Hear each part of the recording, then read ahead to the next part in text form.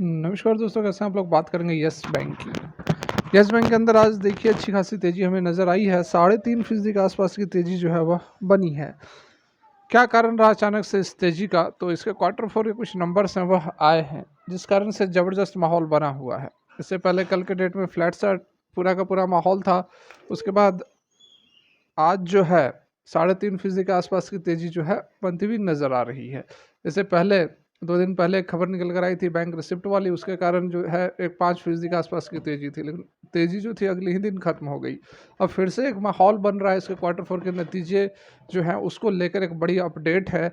काफ़ी अच्छे यहाँ पर नतीजे आ सकते हैं। जो ऑफिशियल अपडेट है, पूरा का पूरा जो रिजल्ट हम कहते हैं, वो बहुत ही जल्द आपको देखने को मिल सकता है। उससे पहले आज जो है बैंक ने अपने नंबर्स को जारी किए हैं और उसमें बताए हैं कि क्या कुछ रिजल्ट्स आ सकते हैं, डिपॉजिट्स वगैरह, कासा रेशियो वगैरह किस तरह से बने हैं। तो सारा कुछ अभी हम जानेंगे इसे एक वीडियो में। रिक्वेस्ट रहेगी, वीडियो अच्छी लगे मोटिवेट कर सकते हैं, लाइक कर सकते हैं, चैनल को सब्सक्राइब कर सकते हैं। तो चलिए सीधे चलते हैं अपडेट पर। तो यहाँ पर आप देख सकते हैं 3 अप्रैल 2024 मतलब आज के डेट में ही यह अपडेट जारी की गई है और इसी के कारण जो है यस बैंक के अंदर एक अच्छी खासी हमें बाइंग मोमेंटम देखने को मिल रही है। वॉल्यूम्स वगैरह भी आप अगर देखोगे तो पिछले 10-12 ट्रेडिंग सेशन से आज जो है वॉल्यूम अप दिख रही है। लगभग 34 से 35 करोड़ के आसपास की जो है ट्रेडिंग हुई है। ठीक है, और ऑन एन एवरेज 20-22 करोड़ के आसपास का आपको वॉल्यूम दिखता था। जैसा कि ऑलरेडी हमने कल परसों के वीडियो में डिस्कस भी किया था, 20-22 करोड़ के आसपास की जो है वॉल्यूम इसके अंदर बनती है। लेकिन आज जो है अच्छी खासी वॉल्यूम बन रही है और कारण है कि इसके क्वार्टर फोर के नतीजे जो है वह अच्छे आ सकते हैं। इस कारण से जो है लोग जो हैं यस बैंक के अंदर फिर से इंटरेस्ट दिखाते हुए नज़र आ रहे हैं। नहीं तो यस बैंक के अंदर कोई खासा मूवमेंट हमें, अगर कोई न्यूज़ ना रहे तो यस बैंक के अंदर कोई भी मूवमेंट हमें देखने को नहीं मिलती है। ये आप ऑलरेडी जान रहे हैं, पिछले 4 से 5 साल से यस बैंक किस तरह से परफॉर्मेंस दिया है, सभी लोग जान रहे हैं।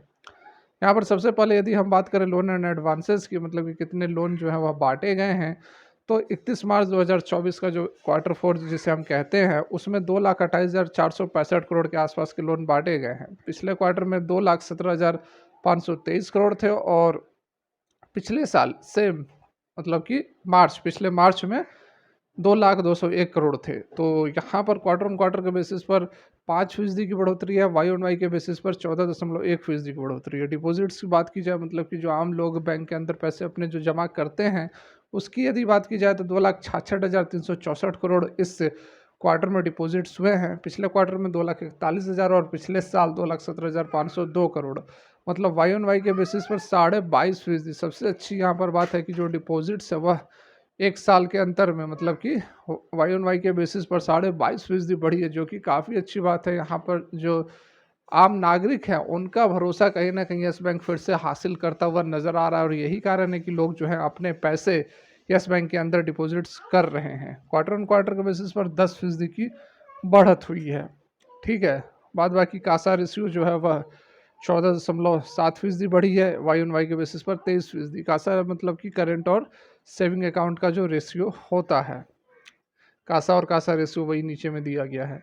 क्रेडिट टू डिपॉजिट रेशियो, यहाँ पर देखिए क्रेडिट टू डिपॉजिट रेशियो 85.8% है और ये जो है लगातार कम होता हुआ नज़र आ रहा है। इसका मतलब क्या होता है, तो यहाँ पर आप देखो, ये देखो आपको मैं दिखाता हूँ। यहाँ पर सी आप देख सकते हैं, क्रेडिट टू डिपॉजिट रेशियो जो पिछले साल था 92% था, पिछले क्वार्टर में 89.9 मतलब कि 90% के आसपास था और इस बार 85.8% है। मतलब कि बैंक जो है वह बिल्कुल सेफ साइड में जाती हुई नज़र आ रही है। Credit to deposit ratio, CYD ratio हम जिसको कहते हैं, तो क्रेडिट टू डिपॉजिट जो है वह लगातार घट रही है। मतलब कि क्रेडिट जो है कम दे रही है। क्रेडिट मतलब कि जो लोन है वह कम बांटे जा रहे हैं कंपेयर टू डिपॉजिट्स। मान लेते हैं इस बार 85.8% है, 85.8% है, तो उसको परसेंटेज को हटाएंगे तो बाई 100 कर देंगे। तो यहाँ पर कहने का मतलब है कि बैंक के पास 100 रुपये यदि हैं तो वह 85.8 रुपये ही डिपॉजिट्स में बांट रहे हैं। और इससे पहले पिछले क्वार्टर में आप देखो 89.9 था, मतलब 89.9 रुपीज़ बांट रहे हैं 100 रुपये में, और पिछले साल 92 था, मतलब 92 रुपीज़ बांट दे रहे हैं 100 रुपये में। मतलब कि जो क्रेडिट है वह कम होते जा रहा है और ये जो है एक सेफ बैंकिंग का जो तरीका होता है ना, वो उस ओर जा रही है। मतलब बहुत ज़्यादा रिस्क नहीं लेना है, अपने हाथ में पैसे रखने हैं ताकि कोई भी सिचुएशंस, खराब सिचुएशंस आए तो उससे निपटा जा सके।